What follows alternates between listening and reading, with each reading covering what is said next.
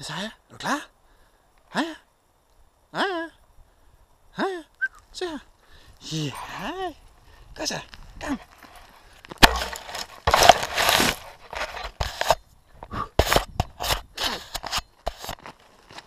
Dag her er min solotur i Rold Skov.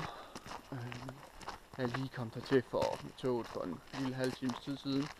Har cirka 1,5 kilometer tilbage til vores lejrpladsen på nat. Jeg har en ret ivrig slædehund, der trækker mig i dag. Efter hun fik ombrokeret lidt på sin rygsæk, så blev det rent faktisk godt. Vejret, det holder rimelig stabilt lige nu. Der er ikke så meget, det er koldt, det blæser, men ikke så slemt. De lover regn senere, så jeg er lidt ivrig for at komme op til lejren og få slået min tarp og min hængekøje op. Så jeg det mindste har lidt læ, så kommer noget, hvis de begynder at stå ned stænger senere, som de har lovet. Der er virkelig stille i Rold Skov i dag. Jeg tror ikke rigtig, der er nogen mennesker herude. Det er fredag. Så de kommer nok i morgen, dem alle sammen. Så hilser vi nok på dem.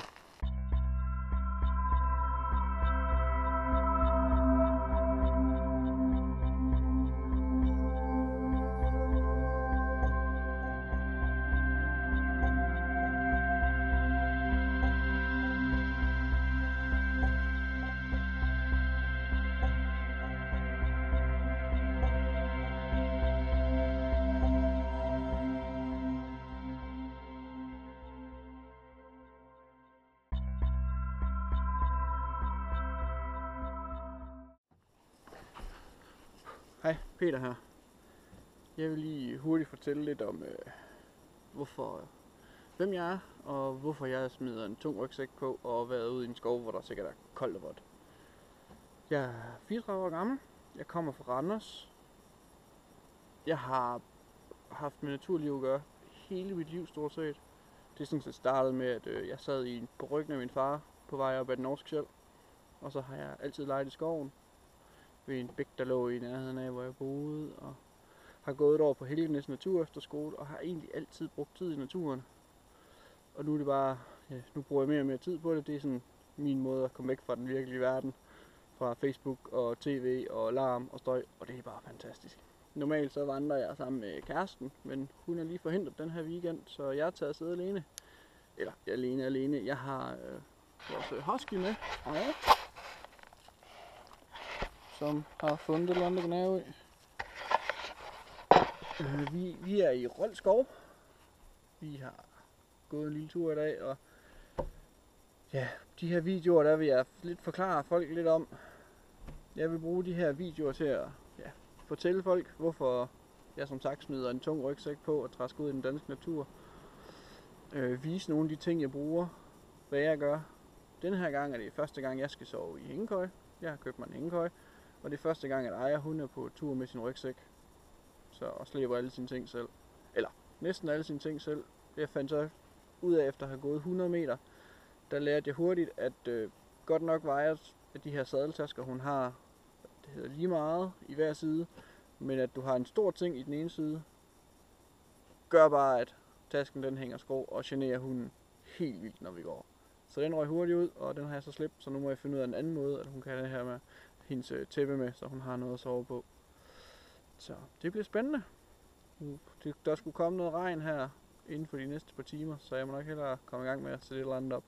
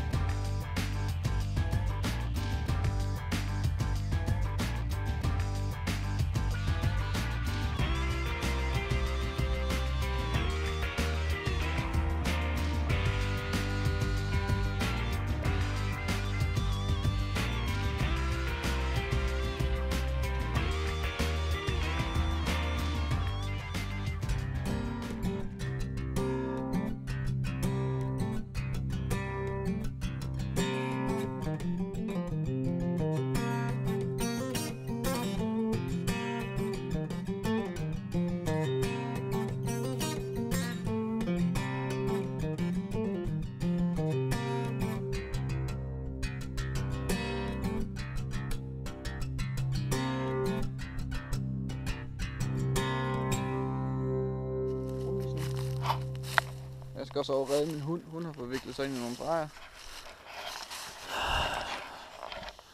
Sådan her bliver det. Så må jeg se. Jeg har valgt at køre tarpen helt ned den ene side, da der kom noget vind overfra. Se om det ikke bliver godt. Det håber jeg. Så har du fået viklet dig helt ind. Har du fået viklet dig helt ind? Du er så fjollet. Du er så fjollet. Ej, kom her. Ej, kom her. Kom her. Du skal have snor på herude. Okay. Sådan der. Jeg skal også indrette dig derovre.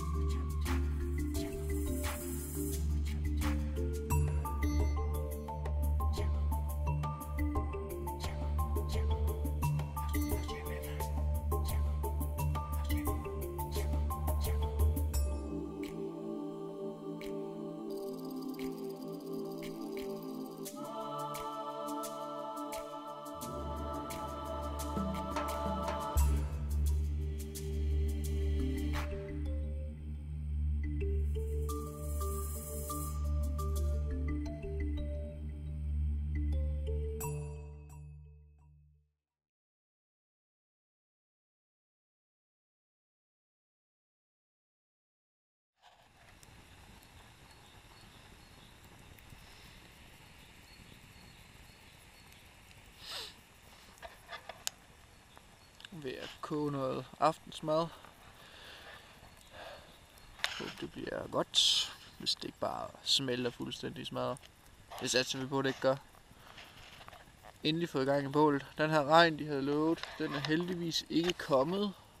Så lige nu er det tørt. Det har dryppet en lille smule, men det går nok. Det er heldigt nok. Det er rart, det ikke regner. Ej, hun har snart gravet hele pladsen op. Hun har snart været igennem alle muldvarpeskuddene her. Sådan det er jo, når man er en hund.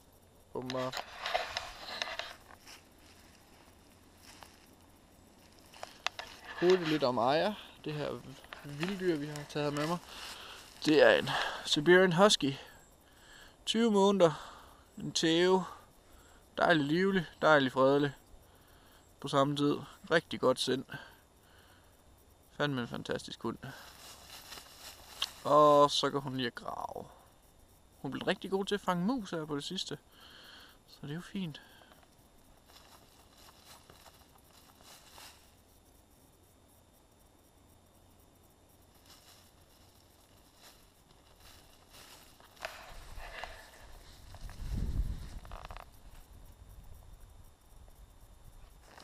Så ligger jeg sådan set i posen. Klokken er ikke andet end lidt i 7, 10 minutter 7 eller sådan noget. Det passer lige med, at jeg nåede at få noget at spise. Og fået en god lille tur med Aya, så begyndte det så småt at regne. Så nu er jeg spændt på, hvordan det kommer til at gå. Aya, hun stuser stadig rundt i skovbunden. Jeg ved ikke, om man kan høre det. Jeg prøver sådan at finde mig til rette den her hængekøje for første gang. Det er en lidt ny oplevelse, når man er vant til at sove på gulvet.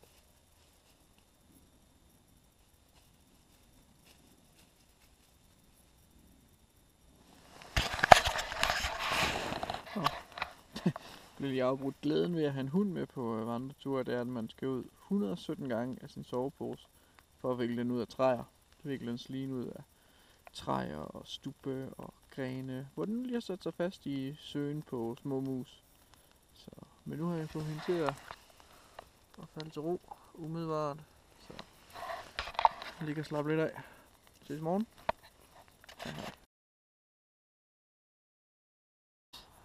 Morgen.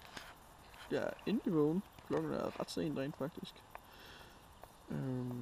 Det havde regnet hele natten, men tørpen har holdt. Så det har bare været super godt. Så nu må jeg nok hellere komme op og komme i gang. Her er det et meget rodet overblik over, hvad jeg sådan har med på sådan en tur her. Der er lidt mad, gasbrænder, tarp, kogesæt, hardshell, selen til hunden, hundens tasker, hængekøjen, sav, ekstra tøj, underblanket, sovepose, øks, pandelamp og rygsæk.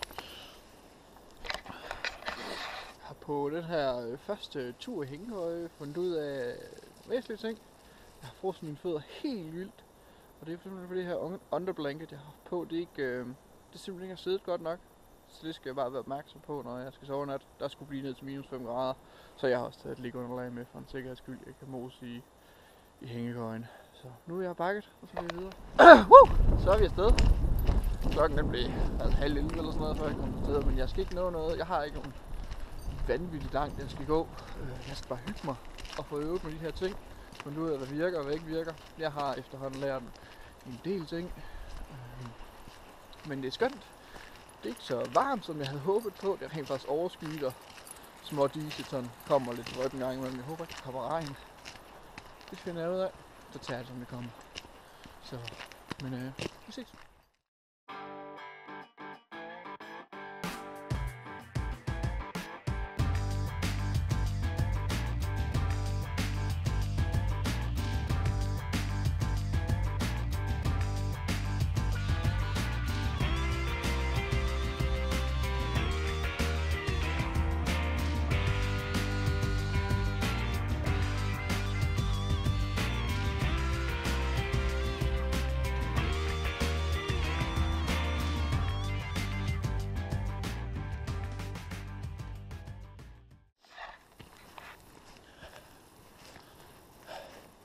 Lige blevet en overhale af 3 løber. Jeg ved ikke, om man kan se dem derude i langt ude et stykke.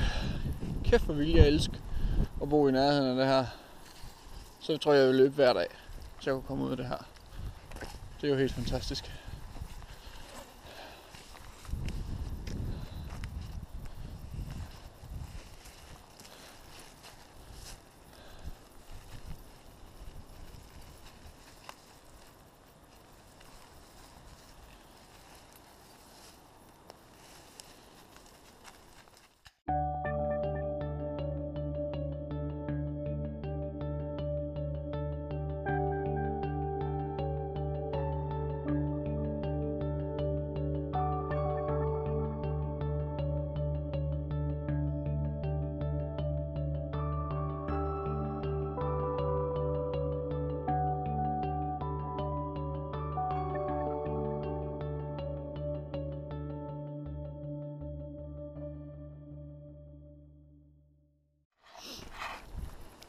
Super flot stykke skov, vi er kommet til her. Vi er lige gået forbi en kilde.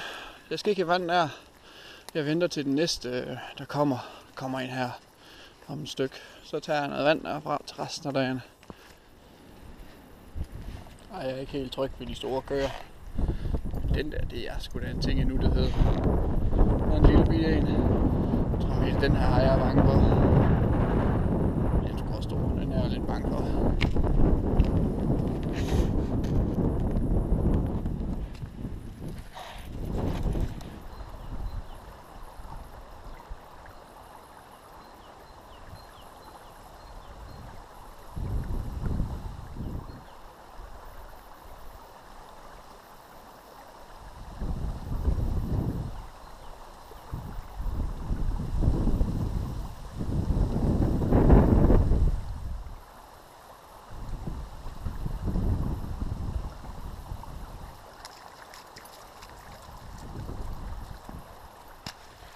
5 minutters pause her ved Ravnskilden, hvor vi også har fået tanket op på vand.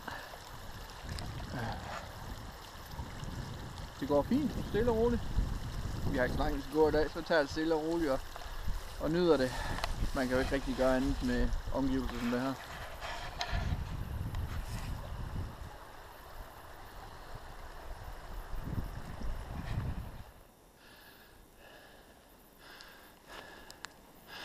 Jeg valgte så lige at tage og vade op ad den stejleste bakke, jeg kunne finde. Jeg tænkte, det var smart. Område, jeg ikke har set før. Det gør vi. Det er sgu da hårdt. Det er en af grundene til, at jeg vandrer. Jeg får ikke sådan en udsigt ved at sidde hjemme i sofaen i hvert fald. Eller måske på fjernsynet, men så får du ikke vinden, lugtene til frisk luft. Fandme skønt.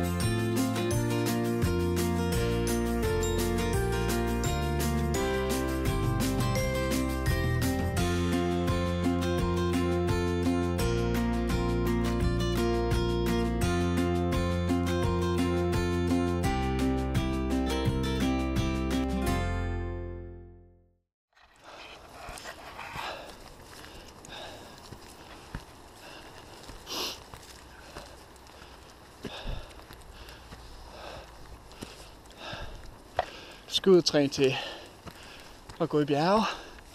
Greve bakker. Yes, godt sted at træne. Umiddelbart.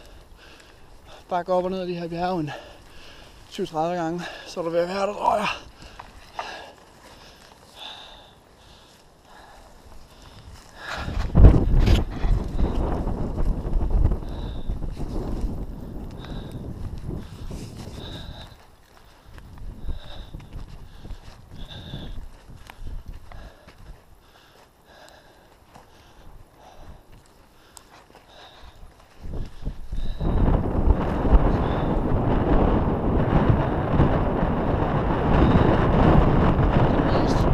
Vand, du kan finde, det skal du drikke af. Imponerende meget. Vand hjemme fra hanen gider du ikke drikke. Vand fra kilden gider du ikke drikke. Nej. Det næste vand, du kan finde, det skal drikkes. Det blæser heroppe. Jeg ved ikke, om I kan høre, hvad fanden jeg siger. Men det blæser rigtig, rigtig meget. Men udsigten er rigtig, rigtig god.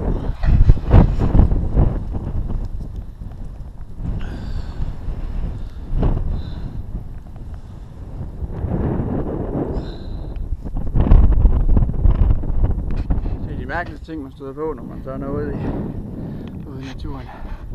Det er ikke noget svineri, men jeg ved ikke, hvad der sker her.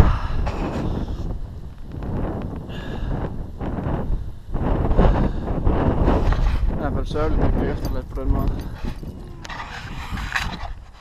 Jeg har en hund, der er lidt utilfreds og lænket fast over, hvad jeg lige vil sige.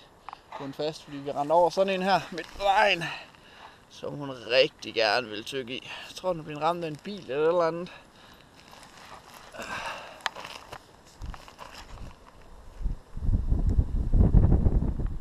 Jeg ved sgu ikke, om der har været et dyr i det. Hvad fanden der er sket? Jeg trækker det lige af vejen, så der ikke bliver most mere.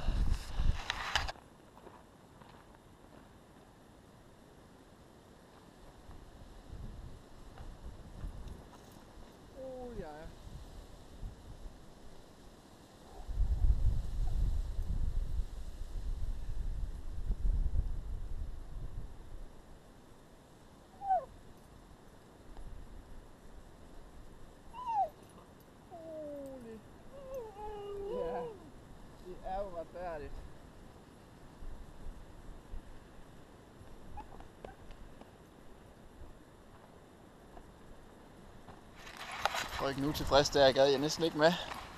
Hun havde jo lige fundet sin frokost. Nu er hun bare gået i ret meget jagtmode. Alt skal snuses til. Så det går lidt langsomt nu. Nu trækker hun i hvert fald ikke. Så se, hun glemmer det nok på et tidspunkt. Nok bare ikke lige foreløbig.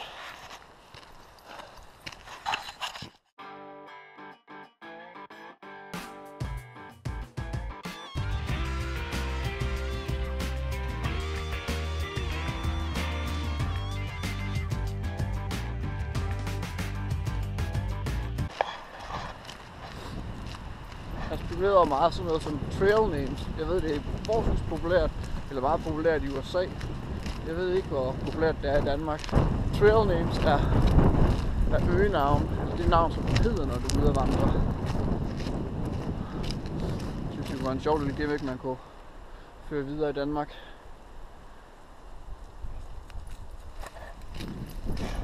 Jeg ved ikke, om der er nogen derude, som bruger trailnavn, som har et øgenavn, de kalder sig selv med, når de er ude på sporet.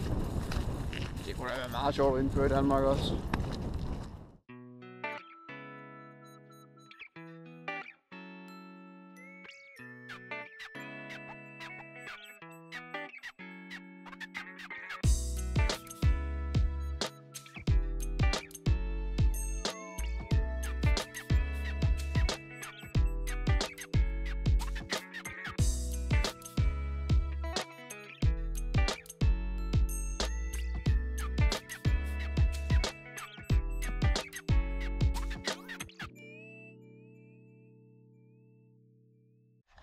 Okay, jeg har fundet parkeringspladsen til indkøbscenteret.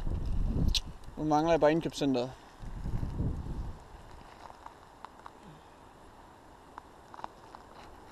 Det er den her vej. Jeg har vist blevet lavet et nyt sted at sætte sig og holde pause. Det er ikke på kortet, det er ikke det jeg har. Som er de her fantastiske gode 0 til et eller andet oversigtskort over skoven. Men det er bare et sted, hvor du kan tage hen med din hest. Jeg gætter på. Eller din fjerncykel. Jeg ved det ikke. Det blæser en del her i dag, så jeg vil bare fortsætte. Men udsigten, den er fantastisk. Jeg vil gætte ud fra den gult malet hestesko midt på træet, at jeg er på en sti, hvor man kan ride. Som er lige ved siden af det her. Så jeg vil gætte for, at det er herud. Ej, kom.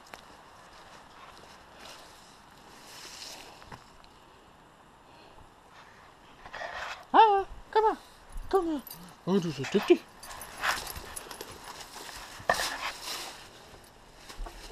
Nej, låst. Jeg havde sgu ikke regnet med, med den her åben. Regn med herovre. Det er åbenbart nummer 33. Du ved, hvor nummer 35 ligger. Der er tilsyneladende flere af de mystiske døre.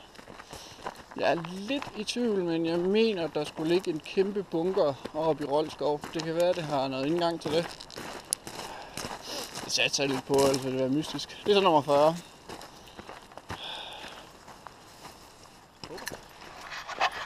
Ej, jeg er så småt begyndt at blive en lille smule træt, tror jeg.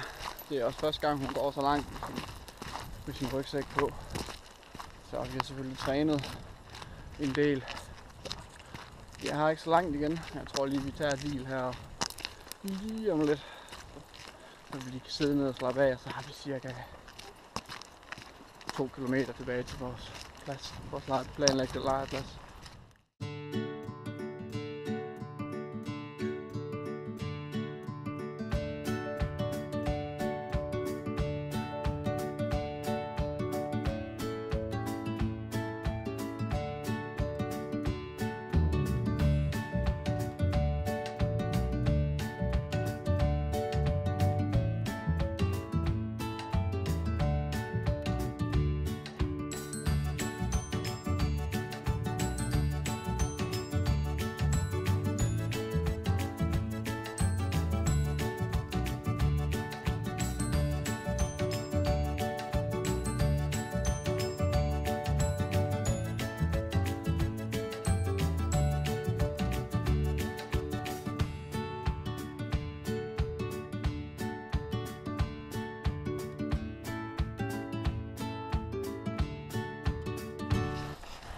kom på nogle gode trail names.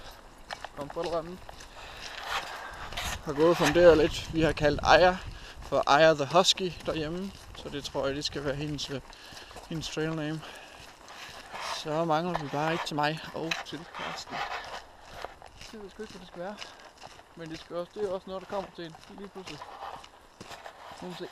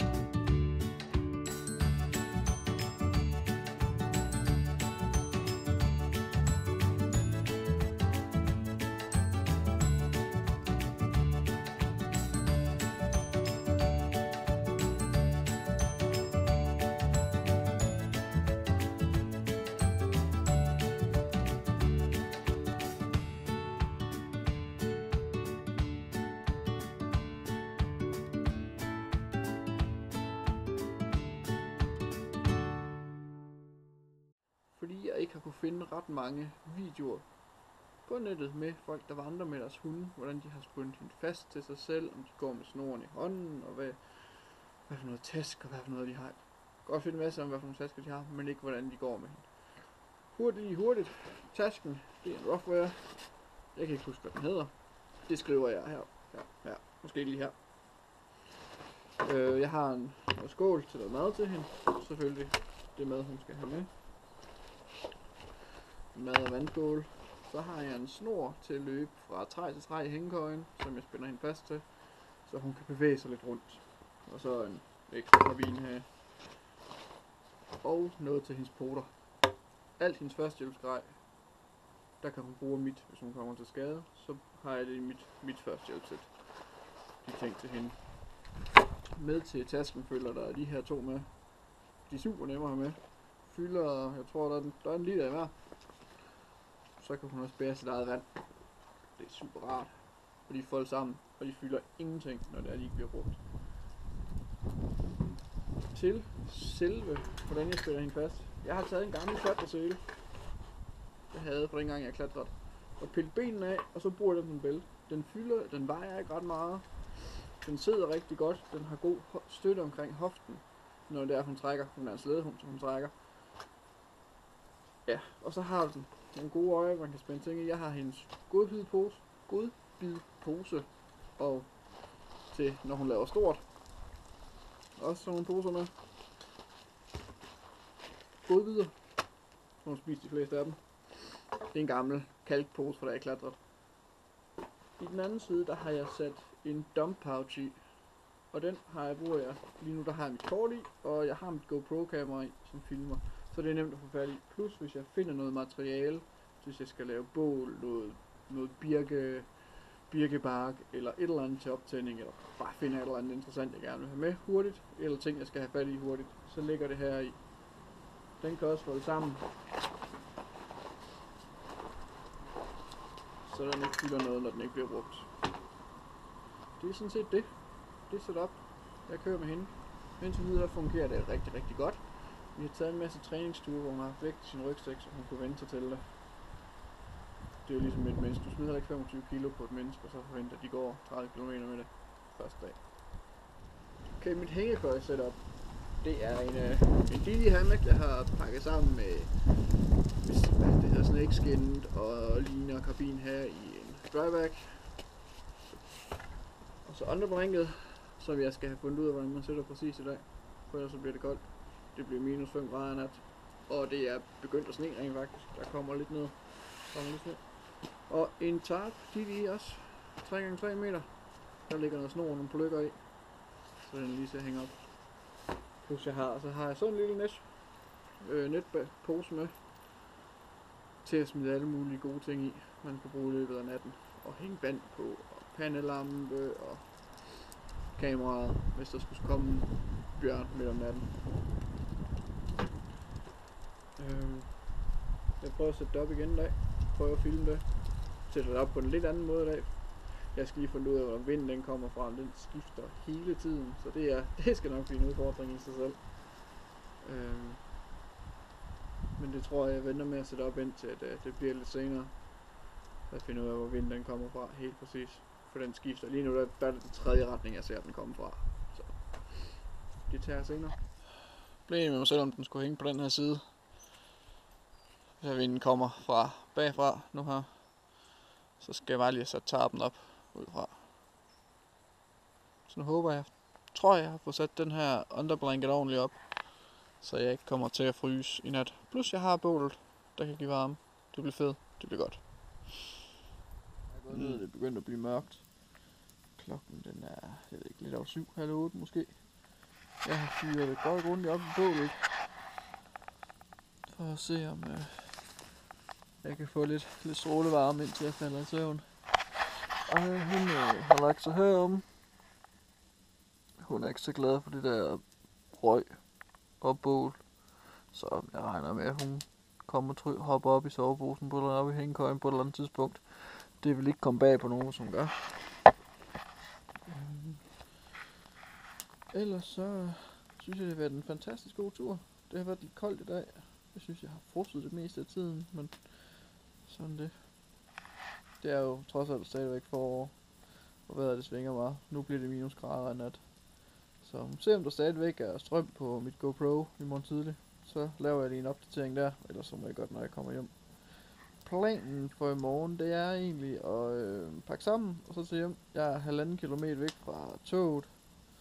Så jeg tror måske bare, at jeg dropper det der morgenmad, og så pakker jeg sammen. Og så skynder jeg mig hjem. Spiser måske en powerbar eller et eller andet. Det er vist planen nu. Så godt. Morgen. Klokken den er 7:30. Det har været koldt nat, men vi er kommet igennem det.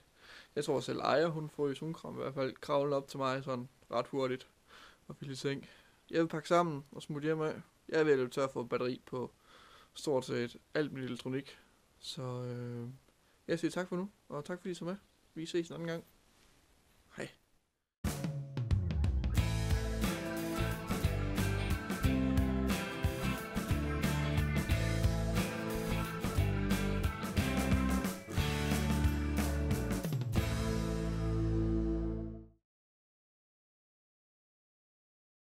Dagen.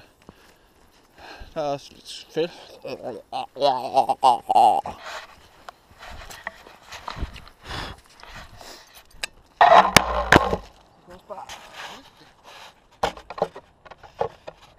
Det er i Danmark. Trails.